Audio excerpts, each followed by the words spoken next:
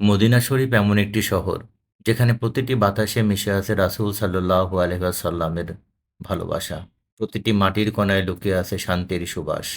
প্রাচীনকালে এর নাম ছিল ইয়াসরিব, কিন্তু ৬২২ খ্রিস্টাব্দে প্রিয় নবী হযরত মুহাম্মদ সাল্লাল্লাহু আলাইহি ওয়াসাল্লাম মক্কা থেকে হিজরত করে এখানে আসার পর এই শহর পেল নতুন নাম, মদিনাতুন নবী, নবীর শহর।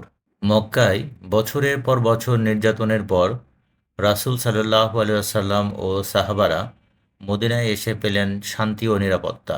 মদিনার আনসাররা তাদের এমনভাবে বরণ করলেন যেন বহুদিনের হারানো ভাই ফিরে এসেছে। রাসূল সাল্লাল্লাহু আলাইহি ওয়াসাল্লাম তখন বলেছিলেন, মুমিনগণ পরস্পরে ভাই ভাই। সহিহ বুখারী, মুসলিম। প্রিয় নবী বলেছেন, আমার এই মসজিদে ১ রাকাত নামাজ অন্য কোথাও ১,০০০ রাকাতের চেয়ে উত্তম, মসজিদুল হারাম ছাড়া। সহিহ বুখারী, মুসলিম। মসজিদের ভিতরে রয়েছে রিয়াজুল জান্নাত, জান্নাতের বাগান।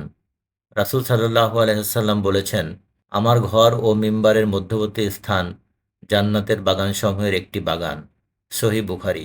এবং এখানেই রয়েছে প্রিয় নবী হযরত মুহাম্মদ সাল্লাল্লাহু আলাইহি ওয়াসাল্লামের রওজা মুবারক।